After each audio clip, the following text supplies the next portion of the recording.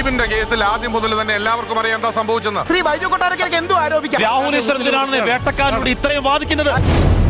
Sir Baiju ആരോപിക്കുമ്പോൾ പണം വാങ്ങിയിട്ട് വല്ലതും ആണോ? സിനിമയെ കുറിച്ച് ഇയാൾക്ക് ഒരു ചുക്കും അറിയില്ല. അവസാന സിനിമ കഴിഞ്ഞ നൂറ്റാണ്ടിലല്ലായിരുന്നു. പവർ ഗ്രൂപ്പിൽ നിന്നും വേട്ടക്കാരനൊന്നും പറയരുത്. ഈ 2020 സിനിമ ചെയ്തിട്ട് 10 ലക്ഷം രൂപയാണ് അമ്മയ്ക്ക് കൊടുത്തത്. ബാക്കി ദിലീപിന്റെ അക്കൗണ്ടിലുണ്ട്. രാഹുൽ ഈശ്വർ പറഞ്ഞാണ് ശരി, ഹാഷ്മി പറഞ്ഞ തെറ്റാണ്. ഇത് നിങ്ങൾ കട്ട് ചെയ്യാതെ കൊടുക്കുകയും വേണം. ഫ്ലവേഴ്സ് ന്യൂസ് 24ന്റെ ജനകീയ കോടതിയിൽ പങ്കെടുത്തതിന് ഒരുപാട് പ്രതികരണങ്ങൾ, ഒരുപാട് ഫീഡ്ബാക്ക് ലഭിക്കുകയുണ്ടായി. നല്ല ഫീഡ്ബാക്ക് തന്ന, മോശം ഫീഡ്ബാക്ക് തന്ന എല്ലാവർക്കും നമസ്കാരം. നല്ല ഫീഡ്ബാക്ക് തന്നവർക്ക് സ്നേഹവും ഇഷ്ടവും അറിയിക്കുന്നു. നെഗറ്റീവായിട്ട് അതിനെ വിമർശിച്ചവർക്ക്, അല്ലെങ്കിൽ എന്നെ അതിശക്തമായി വിമർശിച്ച ആൾക്കാർക്ക് നിങ്ങളുടെ ഫീഡ്ബാക്കിൽ നിന്ന് ഞാൻ പഠിക്കുകയും കൂടുതൽ മെച്ചമാകാൻ ശ്രമിക്കുകയും ചെയ്യാം. വളരെ രസകരമാണ് ജനകീയ കോടതിയുടെ ആദ്യ എപ്പിസോഡിൽ, ഇപ്പോഴത്തെ അല്ല, ദ വെരി ഫസ്റ്റ് എപ്പിസോഡിൽ ഗസ്റ്റ് ആവാനുള്ളൊരു ഭാഗ്യം എനിക്കുണ്ടായി. ആദ്യം റെക്കോർഡ് ചെയ്തത് എൻ്റെ എപ്പിസോഡാണ്. നമ്മുടെ ഡോക്ടർ അരുൺകുമാർ ആയിരുന്നു അന്ന് ആങ്കർ. ഇന്ന് ഹാഷ്മിയാണ്. രണ്ടുപേരും മികച്ച മാധ്യമ പ്രവർത്തകരാണ്. അരുൺകുമാർ ഡോക്ടറേറ്റ് ഉള്ള വ്യക്തിയാണ്, വളരെ പണ്ഡിതനാണ്. ശ്രീ ഹാഷ്മി വളരെ ഊർജ്ജമുള്ള ആളാണ്. ഇൻട്രോകളുടെ രാജാവാണ് ഹാഷ്മി എന്ന് പറയുന്നത്. ഓരോർക്കും ഓരോ യുണീക്ക് സ്ട്രെങ്ത് ആണ് രണ്ടുപേരും കൊണ്ടുവരുന്നത്. മികച്ച പരിപാടി തന്നെയാണ് ജനകീയ കോടതി. ശരിക്കും ജനങ്ങളുടെ ഒരു കോടതിയുണ്ട്, കോർട്ട് ഓഫ് പബ്ലിക് ഒപ്പീനിയൻ എന്ന് നമ്മൾ പറയാറ്. ആ കോർട്ട് ഓഫ് പബ്ലിക് ഒപ്പീനിയൻ ആണ് ഇത് സംഭവിക്കുന്നത്. ഇത്തരം പരിപാടികൾ പ്രോത്സാഹിപ്പിക്കപ്പെടേണ്ടതാണ്. കാര്യം ഇരുവശങ്ങളും അറിയാനും അതിന് നല്ല ഏറ്റവും മികച്ച രീതിയിലാണ് അവരുടെ സ്റ്റുഡിയോ ഒക്കെ കാണുന്നത്. എറണാകുളത്തിനടുത്ത് മണീഡ് എന്ന സ്ഥലത്താണ് ശ്രീകണ്ഠൻ നായർ സാറിന്റെ ഇനീഷ്യേറ്റീവ്. ഫ്ലവേഴ്സ് ഒരു മീഡിയ സിറ്റി പോലെ തന്നെയുണ്ട്. മണീഡ് എന്ന് പറയുന്ന സ്ഥലത്ത്, വളരെ പ്രകൃതി മനോഹരമായ സ്ഥലത്ത്, വളരെ വിശാലമായ ഒരു സ്റ്റുഡിയോയും മറ്റുമാണ്. നല്ല എലാബറേറ്റ് ആയിട്ടുള്ള സെറ്റിങ്സും മറ്റുമാണ്. പരിപാടിയെക്കുറിച്ച് 2-3 കാര്യങ്ങൾ, അതുകൊണ്ട് ഗംഭീരമാണ് എൻ്റെ പ്രൊഡക്ഷനും കാര്യങ്ങളും എല്ലാം. ശ്രീ സുരേഷ് ജിയാണ് എന്നെ വിളിച്ചത്.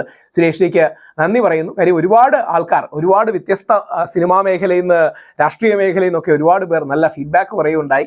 എല്ലാവർക്കും സ്നേഹവും സന്തോഷവും അർപ്പിക്കുന്നു. ഈ പരിപാടിയുടെ ഒരു പ്രത്യേകത എന്ന് പറഞ്ഞാൽ, നമ്മുടെ ഒരുപാട് വാദങ്ങൾ, അത് നിങ്ങൾ ആ വാദങ്ങളും മറ്റും കേട്ട് കാണും. പക്ഷെ എനിക്കതിൽ കൗതുകം തോന്നിയ 1-2 കാര്യങ്ങൾ, ശ്രദ്ധിക്കേണ്ട കാര്യങ്ങൾ.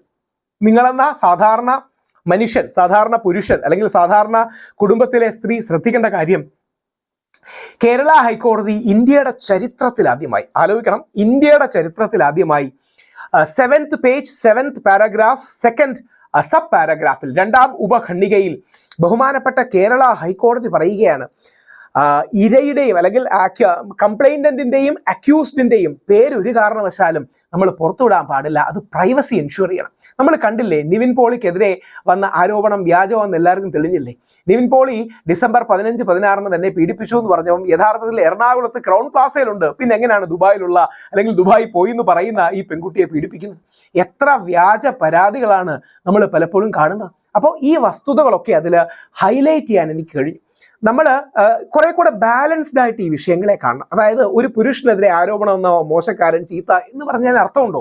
നമ്മുടെ ഏറ്റവും വലിയ മുഖ്യമന്ത്രി ഉമ്മൻചാണ്ടി സാറിനെക്കാട്ടി ജനകീയനായ ഒരു മുഖ്യമന്ത്രിയെ കേരളം കണ്ടിട്ടില്ല.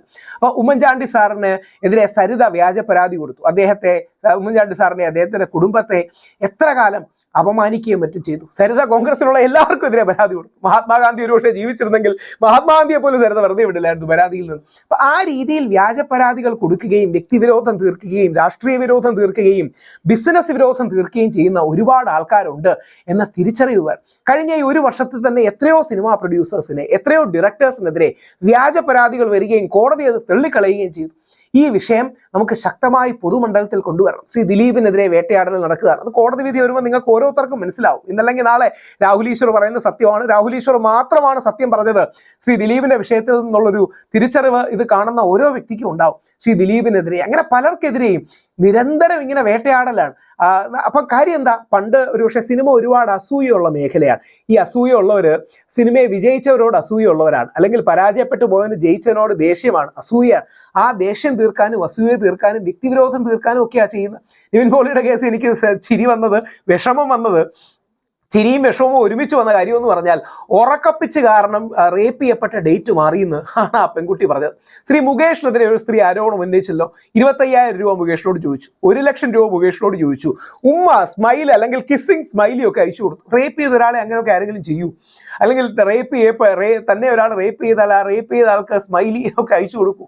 ഒന്നുമില്ല. പലപ്പോഴും ആണുങ്ങളെ കരിവാരത്തേക്കാൻ, കാശ് എക്സ്റ്റോർട്ട് ചെയ്യാൻ, ദേഷ്യം തീർക്കാനൊക്കെയാണ് പലപ്പോഴും ഇത് ഉപയോഗിക്കുന്നത്. ഇതില്ലാതാണ്. അപ്പോൾ ഹാഷ്മിയുടെ പരിപാടിയുടെ അല്ലെങ്കിൽ ജനകീയ കോടതിയുടെ ഏറ്റവും വലിയ നന്മയായി ഞാൻ കാണുന്നത് ഒരുപാട് ജനങ്ങളിലേക്ക് ആ സത്യം, the other side of the truth എത്താൻ അവർക്ക് കഴിഞ്ഞു. ഇതിനർത്ഥം നമ്മുടെ പെൺകുട്ടികളുടെ പരാതികൾ ഒട്ടും ജെനുവിനല്ല എന്നല്ല, ഒരുപാട് ശരികൾ വേണം. പക്ഷേ ഞാൻ ജനകീയ കോടതിയെ കോട്ട് ചെയ്തതുപോലെ BBC കോട്ട് ചെയ്യുന്ന റിപ്പോർട്ടുണ്ട്, ഇന്ത്യ ടുഡേയിലൊക്കെ പ്രസിദ്ധീകരിച്ച റിപ്പോർട്ടാണ്. 53.2%, 53.2% ഓഫ് ദി കേസസ് പലപ്പോഴും ഫോൾസ് ആണ് എന്നവർ ഒരു പ്രത്യേക കാലഘട്ടത്തിൽ നടക്കുന്ന സ്റ്റഡിയിൽ ചൂണ്ടിക്കാട്ടുകയുണ്ടായി. അതോടൊപ്പം ഈ ജനകീയ കോടതിയിൽ ഒരുപാട് രസകരമായ സംഭവങ്ങളും ഉണ്ടായി. ബൈജു കൊട്ടാരക്കര കായികമായി എന്നെ ആക്രമിക്കാൻ വന്നു, അടിക്കാൻ വന്നു, ഞാൻ തിരിച്ച് അതേപോലെ ശക്തമായി എണീച്ചെന്ന് ധൈര്യം ഉണ്ടെങ്കിൽ വാന്നൊക്കെ പറഞ്ഞു. അതൊക്കെ ഫ്ലവേഴ്സ് ന്യൂസ് 24 കട്ടിയിട്ടാണ് കൊടുത്തത്. അവർ ആ മാന്യത കാണിക്കുന്നത് അത്രയും സംഘർഷഭരിതമാകണ്ട എന്നൊക്കെ കരുതിയിട്ടുള്ളതായിരിക്കും. ഫ്ലവേഴ്സ് ന്യൂസ് 24 ക്രൂ വളരെ പക്വതയും മിതത്വവും കാണിച്ചു, അവർക്ക് സ്നേഹാദരങ്ങൾ നൽകുന്നു. ഹാഷ്മി വളരെ എനർജറ്റിക് ആണ്, എനിക്ക് വളരെ ഇഷ്ടമുള്ള ഒരാളാണ് ഹാഷ്മിയോട് പല ഹാഷ്മി മുമ്പ് മാതൃഭൂമിയിൽ ഉണ്ടായിരുന്നപ്പോഴും ഫ്ലവേഴ്സിലും ഒക്കെ ഒരുപാട് നല്ല ഡിബേറ്റ്സിൽ എൻഗേജ് ചെയ്യാൻ എനിക്ക് അവസരം ഉണ്ടായിരുന്നു. അപ്പോൾ ഒരുപാട് പേർക്ക് റിവ്യൂ ചോദിച്ചവർക്ക് ഇതാണ് ഫ്ലവേഴ്സ് ന്യൂസ് 24 ജനകീയ കോടതി. കണ്ടില്ലെങ്കിൽ കാണുക, ഞാൻ ലിങ്ക് താഴെ ഇടാം. വളരെ മനോഹരമായി പോയി. ഇതുപോലത്തുള്ള ചാനൽ പരിപാടികൾ ആപ്കി അദാലത്ത് എന്നൊക്കെയുള്ള ഒരു ഡൽഹി മോഡലിലാണ് ഇതാദ്യം തുടങ്ങുന്നത്. നമ്മൾ എല്ലാ ചാനലുകളും ഏറ്റെടുക്കണം. ഇത്തരം വളരെ ഇന്നോവേറ്റീവായ, ഫാൻസി തോന്നുന്ന, കൗതുകമുണർത്തുന്ന ന്യൂസിന്റെ കോണ്ടന്റ് ജനങ്ങളിലേക്ക് എത്തണം. അതോടൊപ്പം ഇത്രയും നല്ല കെട്ടും മറ്റും ഭാവവും വേണം. അതാണ് അതിൻ്റെ ഒരു സത്യം. രണ്ടും വേണം. പഴയ ദൂരദർശൻ രീതിയിലുള്ള ന്യൂസ് ആണെങ്കിൽ നമ്മൾ ആരും ഇരുന്ന് കാണില്ല. അതുകൊണ്ട് ന്യൂസിന്റെ ഫാക്ച്വൽ വെരാസിറ്റിയും വേണം, BBCയുടെ ആഴവും ഫാക്ച്വൽ വെരാസിറ്റിയും വേണം. അതോടൊപ്പം വളരെ മാസായ ഒരു സിനിമയുടെ മോഡലിലുള്ള എന്റർടൈൻമെന്റും രസവും വേണം. ഇത് രണ്ടും സമ്മേളിക്കട്ടെ. ജനകീയ കോടതിയുള്ള പരിപാടികൾ കൂടുതൽ ജനങ്ങളിലേക്ക് സത്യവും ശരിയും എത്തിക്കട്ടെ. നിങ്ങൾ നിങ്ങളുടെ നിലപാടുകൾ കമന്റ് രൂപത്തിലിടുക. എല്ലാ കമന്റും ഞാനിത് വായിക്കുന്നുണ്ട്. എൻ്റെ വീഡിയോസ് കുറെ കൂടെ മെച്ചമാകാനും ഞാനെന്ന വ്യക്തിക്ക് കൂടുതൽ പഠിക്കാനും ആ കമന്റുകൾ സഹായിക്കും. തീർച്ചയായിട്ടും ഇതിനെ ലൈക്ക് ചെയ്യുക, ഷെയർ ചെയ്യുക, സബ്സ്ക്രൈബ് ചെയ്യുക. കൂടുതൽ ക്വാളിറ്റിയുള്ള കണ്ടന്റ്, കൂടുതൽ സമയം ഇതിനുവേണ്ടി സ്പെൻഡ് ചെയ്യാനൊക്കെ അത് വലിയൊരു ഉത്തേജനം ഉണ്ടാകും എനിക്ക്. എല്ലാ അത്തരം കമന്റുകളും എന്നെ പ്രചോദിപ്പിക്കുകയും ചെയ്യും. നിങ്ങളുടെ ആ കമന്റ്സ്, നിങ്ങളുടെ ലൈക്സ്, നിങ്ങളുടെ സ്നേഹം, നിങ്ങളുടെ ആദരം, നിങ്ങളുടെ എല്ലാ positive criticism, negative criticism, feedback ഞാനെന്ന വ്യക്തിയെ കൂടുതൽ കാര്യങ്ങൾ ചെയ്യാൻ പ്രേരിപ്പിക്കുകയും ചെയ്യും.